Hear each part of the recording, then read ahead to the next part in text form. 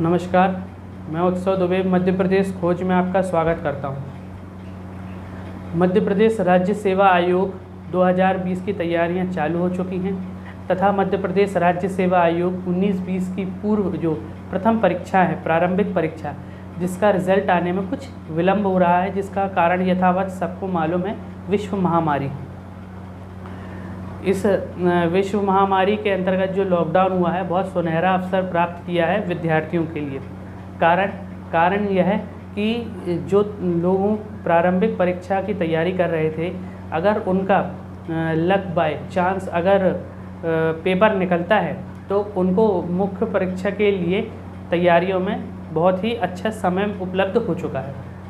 बहरहाल मध्य प्रदेश राज्य सेवा आयोग ने अपना सिलेबस नया जारी कर दिया है, जो कि कुछ ज़्यादा चेंज तो नहीं है, लेकिन अब विषय दर विषय, सब्जेक्ट टू सब्जेक्ट तैयारी करना पड़ेगी। जिसका कारण यह है कि हमको हर यूनिट, अब हमको जो प्रश्न पत्र मिलेगा, मुख्य प्रश्न पत्र 2020 का, उसमें हमको हर यूनिट के प्रश्न अटैम्प्ट करने पड़ेंगे और यूनिट वाइज हमको बता दिया गया है कि क्या तैयारी करना है।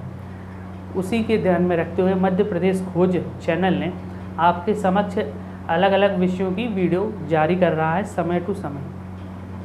अब इसके बाद मध्य प्रदेश खोज में अभी तक आपके लिए क्या क्या विषय ला दिए गए हैं, जिसमें मध्य प्रदेश जीएस है तथा भारतीय अर्थव्यवस्था, उसके साथ आधुनिक मध्य प्रदेश का इतिहास एवं भारत का इतिहास, जिसमें प्राचीन इतिहास, मध्य भारत इतिहास एवं आधुनिक इतिहास को अलग अलग रूप में आपके सामने समक्ष प्रस्तुत हो रहा है।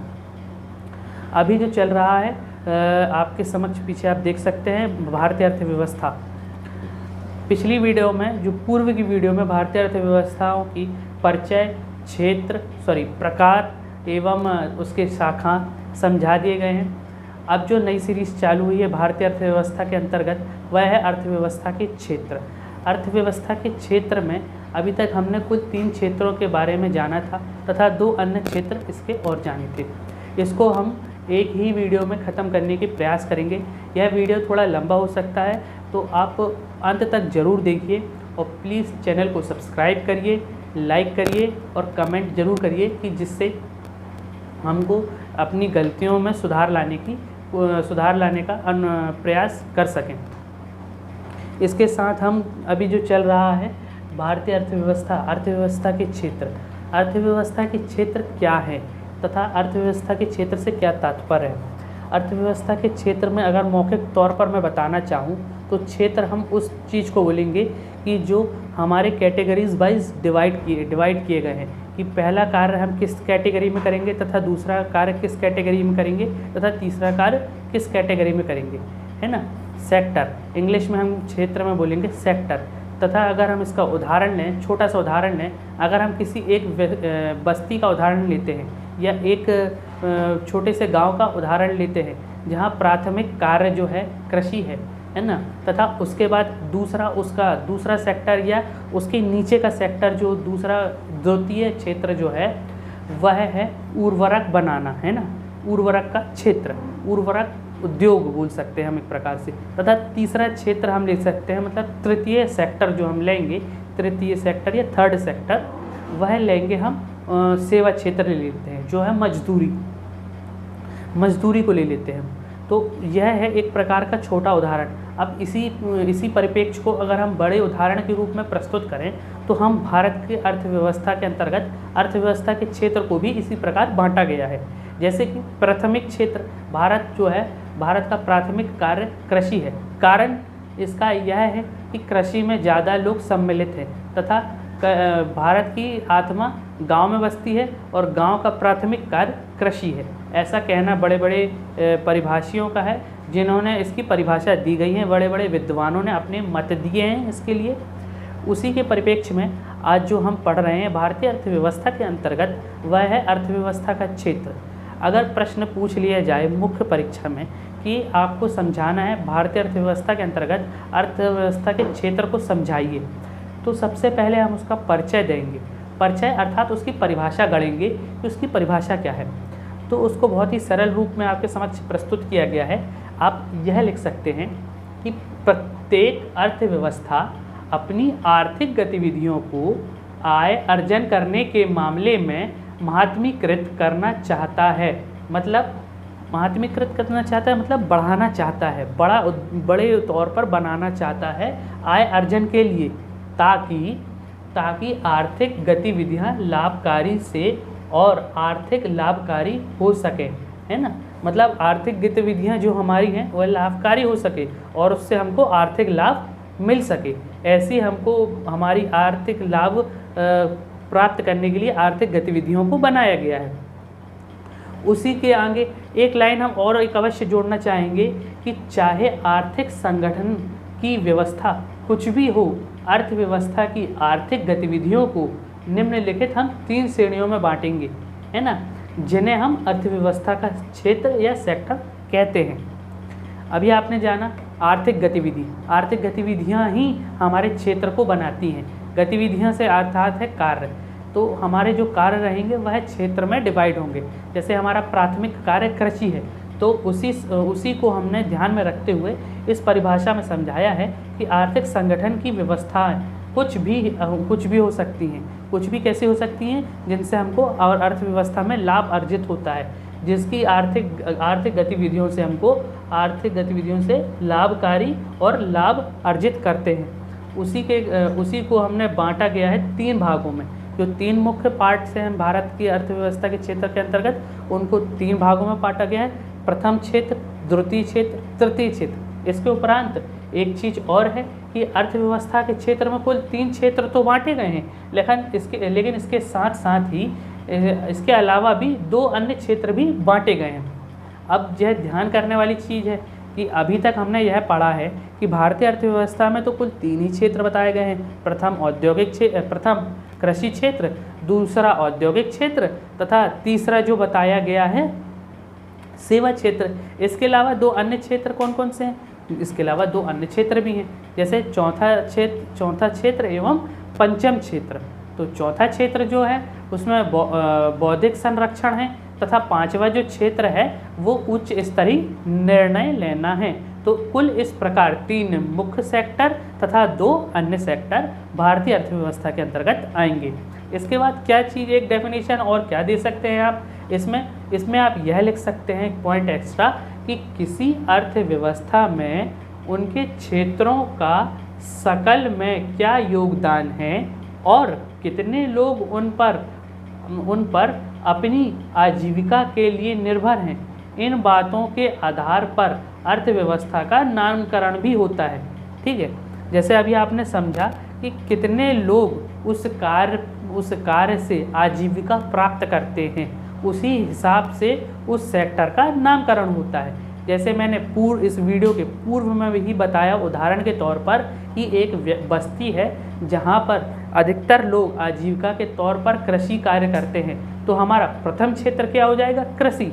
दूसरा हमारा द्वितीय क्षेत्र, उससे कुछ कम लोग औद्योगिक क्षेत्र से भी आजीविका प्राप्त करते हैं, लेकिन प्रथम क्षेत्र से कम, तो वह आ जाएगा द्वितीय क्षेत्र। इसके अलावा हमारा तृतीय क्षेत्र हमने जो जाना वह है सेवा, मतलब प्रथम क्षेत्र, द्वितीय क्षेत्र एवं तृतीय क्षेत्र से भी कम जो है सेवा का क्षेत्र है। हालांकि अब समय दर समय क्षेत्रों का परिवर्तन होता गया है। जैसे कि भारत जो पूर्व में 1947 के बाद ही कृषि को प्राथमिकता देते आया है।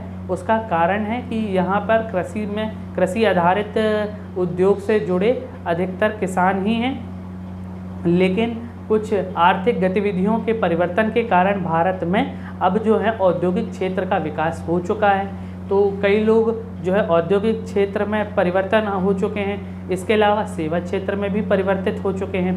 तो यह थी औद्योगिक क्षेत्र की बातें। ठीक है, अब हम बात करेंगे इसी के अंतर्गत हम क्या जानेंगे प्रथम क्षेत्र के बारे में कि अगर प्रश्न पूछा जाए तो उसके लिए परिभाषा क्या दी जाएगी तथा द्वितीय क्षेत्र की परिभाषा क्या दी जाएगी, तो हम यह सब चीज़ें जानेंगे। अभी तक हमने इसकी डेफिनेशन जानी, अब हम जानेंगे प्रथम क्षेत्र के बारे में। तो अभी आपने देखा अर्थव्यवस्था के क्षेत्र का परिचय। अब इसके उपरांत हम देखेंगे इनके क्षेत्र। जैसे कि हमने जाना कि प्रथम क्षेत्र भारत का कृषि क्षेत्र है तथा दूसरा क्षेत्र औद्योगिक क्षेत्र तथा तृतीय क्षेत्र सेवक क्षेत्र है। तो प्राथमिक क्षेत्र, इसकी परिभाषा हम सबसे पहले जानेंगे। इसकी परिभाषा क्या है कि अगर हमको लिखने आ जाए तो हम उसकी परिभाषा किस प्रकार लिखेंगे। तो हम यहाँ पर लिख सकते हैं कि अर्थव्यवस्था का वह क्षेत्र जहाँ प्राकृतिक संसाधनों को उत्पादन के रूप में प्राप्त किया जाता है। ध्यान से सुनिए क्या लिखा है, जहाँ प्राकृतिक संसाधनों को उत्पादन के रूप में प्राप्त किया जाता है, अर्थात इसके अंतर्गत अर्थव्यवस्था के प्राकृतिक क्षेत्रों का लेखांकन किया जाता है, प्राथमिक क्षेत्र कहा जाता है। ठीक है, अब प्राकृतिक संसाधन का उत्पादन हो रहा है तथा उसके अंतर्गत अर्थव्यवस्था के प्राकृतिक क्षेत्रों का लेखांकन हो रहा है, तो इसको हमने क्या क्षेत्र दिया है, प्राथमिक क्षेत्र नाम दिया है। इसके अलावा हम यह लिख सकते हैं, इसका अगला पॉइंट लिखेंगे कि इस प्राथमिक क्षेत्र में कृषि एवं संबंधित क्षेत्र भी कहते हैं। प्राथमिक क्षेत्र को क्या कहते हैं, कृषि एवं संबंधित क्षेत्र। अब प्राथमिक क्षेत्र के अंतर्गत कौन कौन से क्षेत्र सम्मिलित हैं, तो हम देख सकते हैं कि सबसे पहला तो कृषि की बात हो रही है, तो कृषि, दूसरा बात हो रही है वानिकी मतलब फॉरेस्टिंग, तीसरी क्षेत्र की बात हो रही है तो मत्स्यन मतलब फिशिंग, और चौथा पशुपालन मतलब एनिमल हस्बेंड्री, और पांचवा खनन, और छठवा उत्खनन मतलब मिनरल्स निकालना, और जो प्राकृतिक संसाधन है उनका खनन करना मतलब उपयोग करना, जैसे कि बालू और अन्य पत्थर, ग्रेनाइट पत्थर, उत्खनन, और खनन मतलब मिनरल्स को खोद कर निकालना। ठीक है, तो यह थे प्राथमिक क्षेत्र के अंतर्गत आने वाले क्षेत्र। अब भाई इसको कृषि क्षेत्र क्यों कहा गया है, तो इसको भी समझाया गया है कि कृषि अर्थव्यवस्था क्यों कहा गया है। तो उसका कारण यह है कि कृषि अर्थव्यवस्था अगर किसी अर्थव्यवस्था के सकल उत्पादन मतलब सकल घरेलू उत्पादन मतलब जीडीपी, ग्रॉस डोमेस्टिक प्रोडक्ट में प्राथमिक क्षेत्र का योगदान 50% या अधिक है और वह कृषि क्षेत्र है, तो अगर वह कृषि क्षेत्र है तो उसे कृषि अर्थव्यवस्था भी कहेंगे। इसका मतलब यह है कि भारत की जो कृषि जो जीडीपी है लगभग 50% से ज़्यादा कृषि क्षेत्र से प्राप्त होती है। हालांकि वर्तमान के परिवेश में यह चीज़ सिद्ध करना असक्षम है, क्योंकि अब जो है अर्थव्यवस्था के समीकरण बदल चुके हैं। अब सेवा क्षेत्र को ज़्यादा महत्वता दी जाती है तथा उससे ज़्यादा आय अर्जित की जाती है। इसके अतिरिक्त औद्योगिक क्षेत्र से भी अधिक आय अर्जित की जाती है। इसके अलावा भी एक चीज़ और महत्वपूर्ण रखती है कि जिस चीज़ से ज़्यादा लोगों की आजीविका डिपेंड रहती है उसको भी प्राथमिक क्षेत्र के अंतर्गत गिनेंगे। अगर हमको प्राथमिक क्षेत्र को नापना है कि उसको किस मापक के अंतर्गत प्राथमिक क्षेत्र के अंतर रखा जाए, तो उसमें कुछ यह चीज़ें हैं, जैसे कि पहला हम लिखेंगे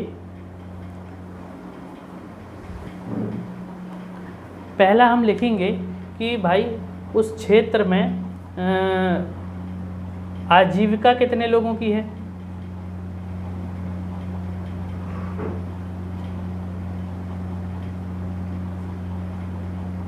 ना, मतलब हमारी आजीविका कितने लोगों पर है। उसके अलावा उस क्षेत्र का जीडीपी कितना योगदान है उस देश के ऊपर। जैसे कि भाई अमेरिका का तो जीडीपी लगभग औद्योगिक क्षेत्र से आता है, तो उनका प्राथमिक क्षेत्र भी औद्योगिक है।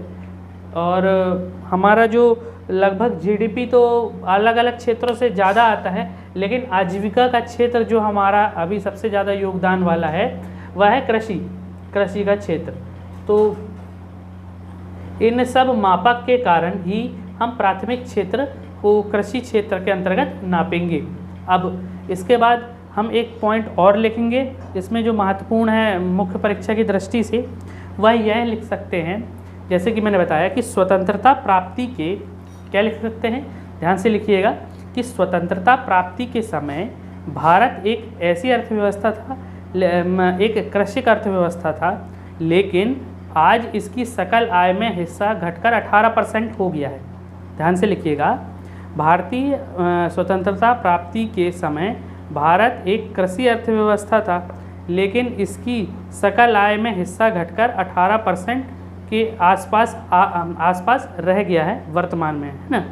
तो इस दृष्टि से भारत एक कृषि क्षेत्र नहीं रहा है, कृषि अर्थव्यवस्था नहीं रहा है, लेकिन आज भी इस क्षेत्र पर भारत के लगभग 49% लोग अपनी आजीविका लिविंगहुड के लिए निर्भर हैं तथा इसी कारण से कृषि को प्राथमिक क्षेत्र की अर्थव्यवस्था में लाते हैं।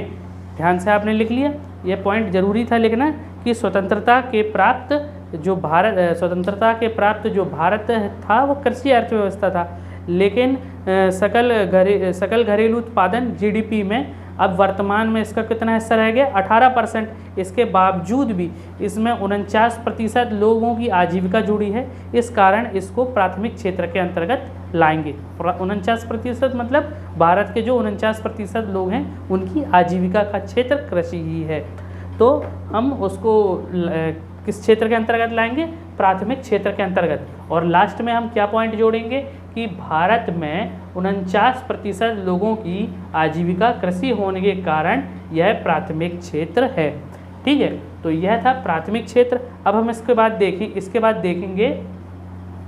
बाद देखेंगे द्वितीय क्षेत्र जो है औद्योगिक क्षेत्र। तो अभी हमने देखा प्रथम क्षेत्र, अब हम देख रहे हैं द्वितीय क्षेत्र। प्रथम क्षेत्र में हमने क्या देखा, प्रथम क्षेत्र में हमने देखा कि वह कृषि प्रधानता के कारण एवं भारत में 49% लोगों की आजीविका का निर्भर कृषि पे है, इस कारण उसे प्रथम क्षेत्र के अंतर्गत लाया गया है। अब हम क्या देख रहे हैं, द्वितीय क्षेत्र। तो द्वितीय क्षेत्र को हम उस स्तर से देखेंगे कि वह 49% से कम या फिर उससे कुछ आसपास की जनसंख्या वाले लोगों की आजीविका द्वितीय क्षेत्र पर निर्भर करती है। तो वह है हमारी कौन सा क्षेत्र कहलाएगा। इसमें पूछ लिया जाता है कि इसकी औद्योगिक क्षेत्र की प्रथम क्षेत्र से अंतर क्या है। तो इसमें साफ साफ अंतर है कि 49% आजीविका का, दूसरा कि कृषि प्रधानता देश है भारत, तीसरा जो भारत में रॉ मटेरियल का मुख्य स्रोत है वह प्रथम क्षेत्र से आता है। तो यह तीनों क्षेत्र जो हैं वह प्राथमिक क्षेत्र को रिप्रेजेंट करते हैं, इसलिए कृषि को प्रथम क्षेत्र के अंतर्गत समझाया गया है। अब हम बात करेंगे अर्थव्यवस्था के क्षेत्र के अंतर्गत द्वितीय क्षेत्र। द्वितीय क्षेत्र आएगा, ठीक है, जो द्वितीय क्षेत्र है वह आएगा औद्योगिक क्षेत्र के अंतर्गत। तो इसकी डेफिनेशन कैसे लिखेंगे, अगर हमारा 30 वर्ड्स का क्वेश्चन आ जाए, मुख्य परीक्षा में 30 शब्दों का प्रश्न आ जाए, तो उसमें डेफिनेशन कुछ इस प्रकार लिखेंगे कि अर्थव्यवस्था का वह क्षेत्र जो प्राथमिक क्षेत्र के उत्पादों को अपनी गतिविधियों में कच्चे माल की तरह उपयोग करता है वह द्वितीय क्षेत्र कहलाता है। अर्थात अर्थव्यवस्था का वह क्षेत्र जहां प्राथमिक क्षेत्र के उत्पादों को अपनी गतिविधियों से कच्चे माल की तरह उपयोग करते हैं वह द्वितीय क्षेत्र कहलाएगा। इसके अलावा कि इस क्षेत्र के अंतर्गत अर्थव्यवस्था के प्राथमिक क्षेत्र के उत्पादों के प्रयोगों में विनिर्माण वस्तुओं के उत्पादन का लेखांकन किया जाता है। क्या किया जाता है, विनिर्माण वस्तुओं के उत्पादन का लेखांकन किया जाता है, उसे औद्योगिक क्षेत्र कहेंगे। ठीक है, जैसे कि हमने प्राथमिक क्षेत्र में जाना था कि वहाँ प्राकृतिक संसाधनों का लेखांकन किया जाता है, अर्थात कृषि से जुड़े एवं कृषि से जुड़े, वन्य से जुड़े, मत्स्य से जुड़े, पशुपालन से जुड़े चीज़ों का लेखांकन किया जाता है। लेकिन यहाँ किस चीज़ का लेखांकन किया जा रहा है, विनिर्माण का। और दूसरी सबसे मुख्य बात क्या थी कि इसमें जो द्वितीय क्षेत्र जो है वह पूर्णतः निर्भर करता है प्राथमिक क्षेत्र पर। ठीक है, इसकी डेफिनेशन क्या बता रही है, यह इसकी डेफिनेशन बता रही है कि जो द्वितीय क्षेत्र है वह पूरा डिपेंड करता है आपका प्रथम क्षेत्र पर। औद्योगिक क्षेत्र डिपेंड करता है प्रथम क्षेत्र पर, मतलब प्राकृतिक संसाधन पर, खनन, उत्खनन, कृषि एवं मत्स्य एवं पशुपालन। अब कोई उद्योग है उसके लिए उसको रॉ मटेरियल चाहिए है तो वह पहले प्रथम क्षेत्र से संपर्क साधेगा, तभी औद्योगिक क्षेत्र द्वितीय क्षेत्र में जाएगा। ठीक है, अब ये तो 30 वर्ड्स की बात कि जिसमें हमने बता दिया अगर प्रश्न आ जाए 50 वर्ड्स का तो उसमें और चीज़ क्या जोड़ सकते हैं, उसमें हम जोड़ सकते हैं कि इसमें सम्मिलित क्षेत्र।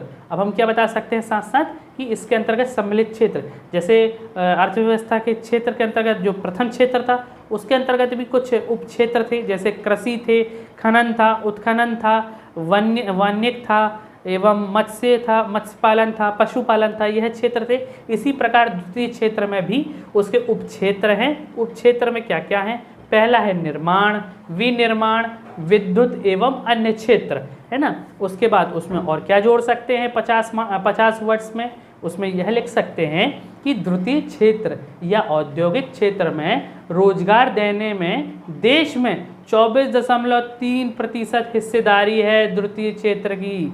कितने प्रतिशत हिस्सेदारी है द्वितीय क्षेत्र की आपके भारत में रोजगार देने में? 24.3% हिस्सेदारी है। तो यह था 50 मार्क्स का क्वेश्चन। इसको और बड़ा करेंगे 100 वर्ड्स के लिए, सॉरी है ना 100 वर्ड्स, 50 वर्ड्स बोलना था, 100 वर्ड्स के लिए। तो 100 वर्ड्स में हम बताएंगे औद्योगिक अर्थव्यवस्था। अभी हम बात कर रहे थे द्वितीय क्षेत्र, द्वितीय क्षेत्र को रिप्रेजेंट कौन करता है? औद्योगिक क्षेत्र। तो उसकी बात हम उस चीज़ को हम किस प्रकार सम्मिलित करेंगे? अर्थव्यवस्था के अंतर्गत। तो अर्थव्यवस्था भी तो बताना पड़ेगी भाई कि औद्योगिक क्षेत्र की अर्थव्यवस्था क्या है। तो भारत में इसकी परिप्रेक्ष्य में क्या डेफिनेशन लिखी जाएगी? तो 100 वर्ड्स में लिखेंगे, ध्यान से लिखिएगा कि ऐसी अर्थव्यवस्था में क्या लिख सकते हैं कि ऐसी अर्थव्यवस्था में इसकी सकल आय, ऐसी अर्थव्यवस्था में उसकी सकल आय में द्वितीय क्षेत्र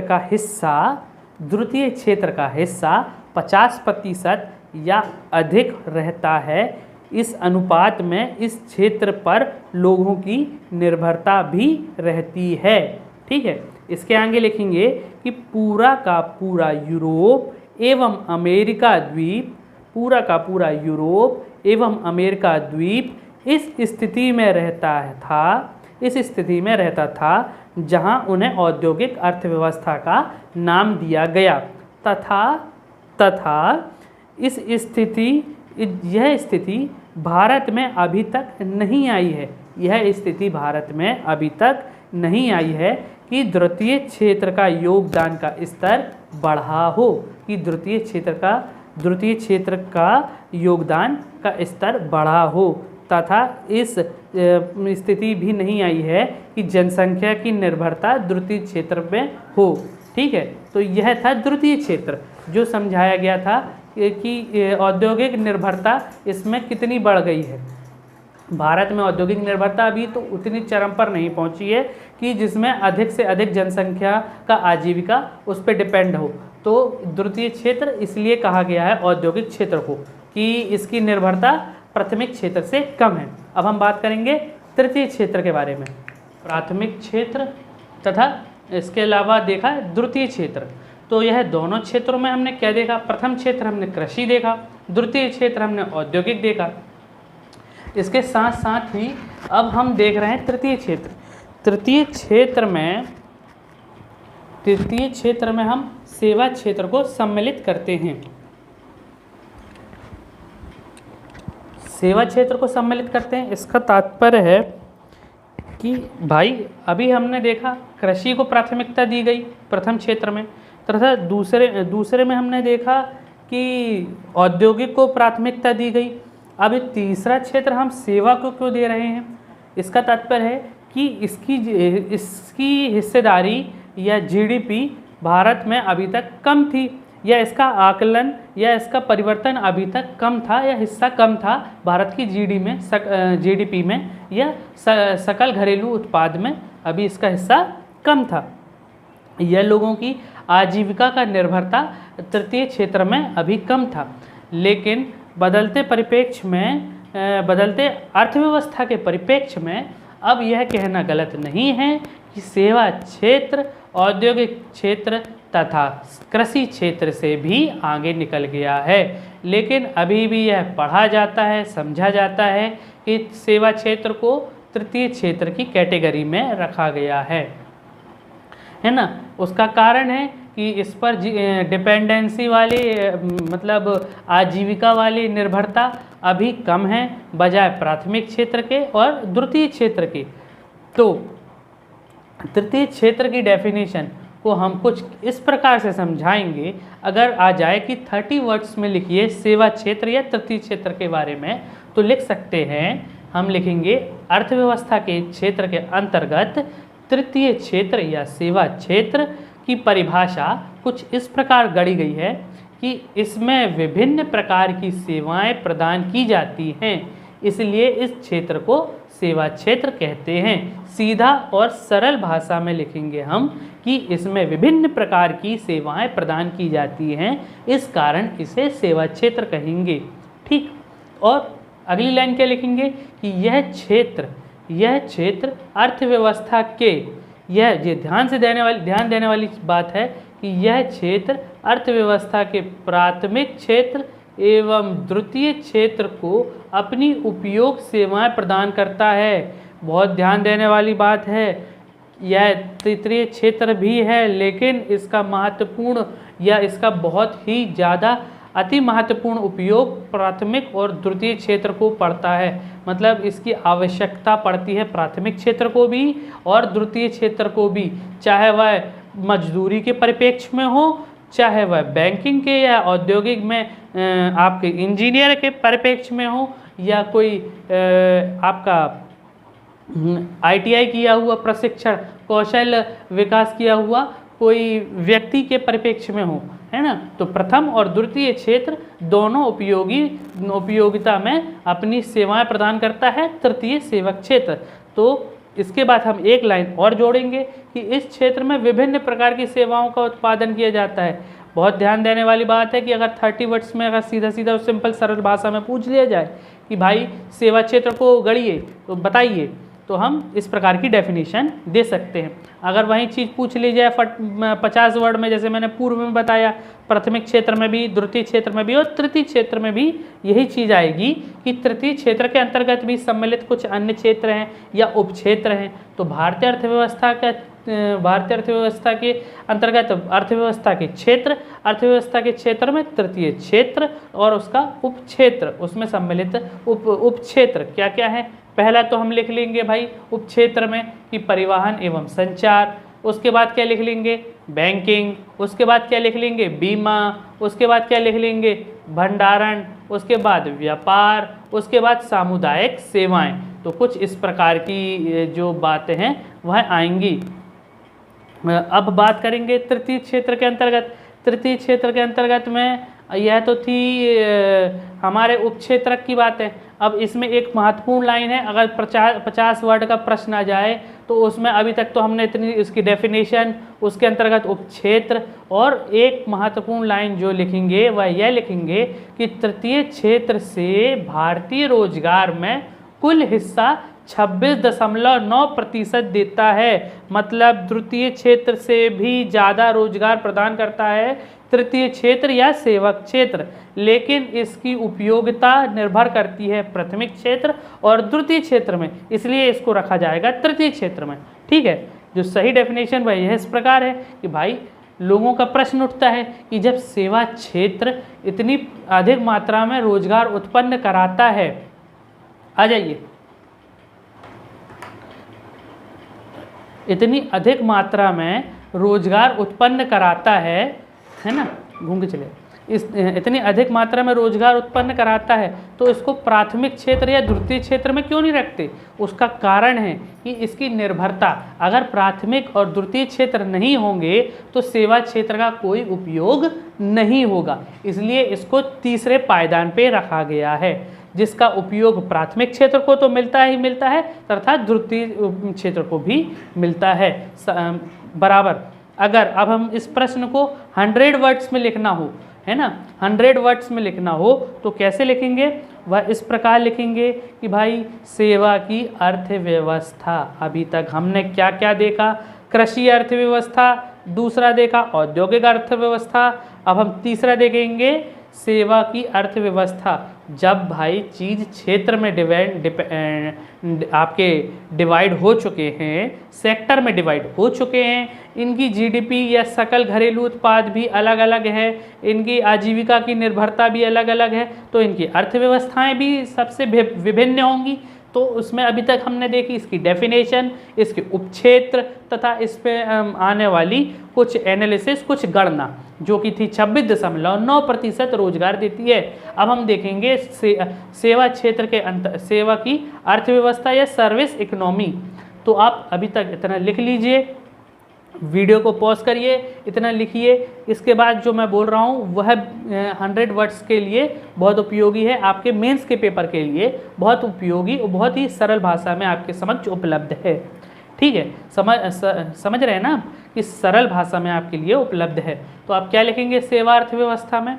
आप सीधा सीधा यह लिख सकते हैं कि ऐसी अर्थव्यवस्था जिसके अंतर्गत सकल आय, ऐसी अर्थव्यवस्था जिसके अंतर्गत सकल आय में तृतीय क्षेत्र का योगदान 50% या अधिक होता है, उसे सेवा क्षेत्र कहेंगे। भाई तृतीय क्षेत्र के अंतर्गत इसका योगदान 50% या उससे अधिक है तो उसको सेवा योगदान में कहा गया है। और ऐसी अर्थव्यवस्था को अपनाने वाला पहला देश वह देश है जो पहले ही औद्योगिक अर्थव्यवस्था को अपना चुका है। ऐसी अर्थव्यवस्था को अपनाने वाला वह देश होगा जो पहल ही औद्योगिक अर्थव्यवस्था को अपना चुका होगा। ठीक है, ये थे कुछ पॉइंट। इसके बाद आप सबसे इम्पोर्टेंट पॉइंट है कि इस अर्थव्यवस्था से ज़्यादातर लोगों की आजीविका तृतीय क्षेत्र से पूरी होती है। अब अभी हमने देखा कि औद्योगिक क्षेत्र में डिपेंडेंसी, तो औद्योगिक तो बना लेंगे लेकिन बिना तृतीय क्षेत्र में औद्योगिक भी संचार होगा नहीं होगा। तो हमने 2 पॉइंट क्या जाने सेवा अर्थव्यवस्था के अंतर्गत कि पहला पॉइंट जाना 50% या उससे अधिक, और दूसरा क्या जाना कि यह अर्थव्यवस्था कौन अपनाता है, सेवा अर्थव्यवस्था कौन अपनाता है, जिसने पहल ही औद्योगिक अर्थव्यवस्था को अपना लिया है। ठीक है, और इसके बाद अब तीसरा और इम्पोर्टेंट पॉइंट है इसका कि भारत में औद्योगिकरण के बढ़ने से कृषिगत क्षेत्रों पर लोगों की निर्भरता कम होती गई है और उद्योग और धंधों पर निर्भरता बढ़ गई है। ठीक है, तो यह था तृतीय क्षेत्र जिसमें बताया गया कि कैसे इसकी निर्भरता बढ़ गई है परिवर्तित होकर कृषि क्षेत्र से। तो ये थी सेवा अर्थव्यवस्था तथा तृतीय क्षेत्र और सर्विस सेक्टर। अब हम बात करेंगे चौथे सेक्टर की, चौथा सेक्टर एवं पांचवा सेक्टर। हमने देखा first, second and third sector जो कि अर्थव्यवस्था के मुख्य क्षेत्र कहे जाते हैं। इनके अलावा 2 अन्य क्षेत्र हैं, चतुर्थीय क्षेत्र और पंचम क्षेत्र। प्रथम क्षेत्र में हमने देखा कृषि क्षेत्र तथा द्वितीय क्षेत्र में हमने देखा औद्योगिक क्षेत्र तथा तीसरे या तृतीय क्षेत्र में हमने देखा सेवा क्षेत्र या सर्विस सेक्टर। और हमने क्या जाना कि प्रथम एवं द्वितीय क्षेत्र की उपयोगिता जो डिपेंडेंसी रहती है तृतीय क्षेत्र पे, मतलब तृतीय क्षेत्र के लोगों की डिपेंडेंसी रहेगी प्रथम और द्वितीय क्षेत्र पर, और द्वितीय क्षेत्र की डिपेंडेंसी रहेगी प्रथम क्षेत्र पर। इसी के क्रम में ही अब हम बात करेंगे चतुर्थीय क्षेत्र एवं पंचीय क्षेत्र। हमने भारतीय अर्थव्यवस्था के अंतर्गत जो देखे अर्थव्यवस्था के क्षेत्र, उनमें कुल 3 प्रमुख क्षेत्र हैं, यह आपको ध्यान में रखना है। इसके अलावा 2 अन्य क्षेत्र हमने समझने हैं, वह है चतुर्थीय क्षेत्र एवं पंचीय क्षेत्र। भाई ये अभी तक नई चीज़ क्या उत्पन्न हो गई, ये पुरानी चीज़ है जो कि है अर्थव्यवस्था का परिवर्तन या विकास रूप। विकास रूप किस प्रकार से हम कहेंगे, चतुर्थीय क्षेत्र जो है, चतुर्थीय क्षेत्र वह एक प्रकार से तृतीय क्षेत्र का उन्नत क्षेत्र भी कहा जा सकता है।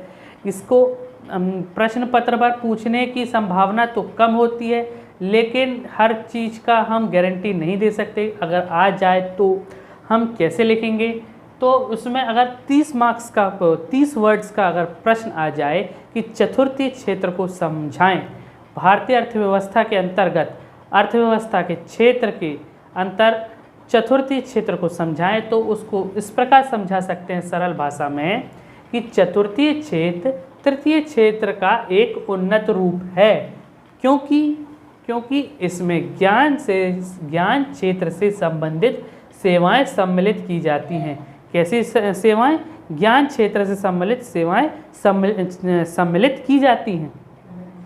इसके अलावा यह लिखेंगे कि अर्थव्यवस्था के इस क्षेत्र में बौद्धिक गतिविधियों को शामिल किया जाता है ना, बौद्धिक गतिविधियों को शामिल किया जाता है, जैसे सरकार, संस्कृति, पुस्तकालय एवं पुस्तक, अनुसंधान एवं शोध, इसके अलावा शिक्षा एवं शिक्षक, इसके अतिरिक्त और इम्पोर्टेंट सूचना प्रौद्योगिक आदि इस क्षेत्र से संबंधित गतिविधियों में शामिल की जाती हैं। इसे कहेंगे चतुर्थीय क्षेत्र। तो चतुर्थीय क्षेत्र का सीधा सीधा तात्पर्य है बौद्धिक गतिविधियों से, जो कि इन चीज़ों में ज्ञान के निर्णय लेगा, है ना। तो जो परिप्रेक्ष्य बनाया गया है चतुर्थीय क्षेत्र का, वह ज्ञान रूपी बनाया गया है, बौद्धिक गतिविधियों के अंतर्गत बनाया गया है। अब हम बात करेंगे पंचक क्षेत्र का। पंचक क्षेत्र के अंतर्गत क्या आएगा भाई?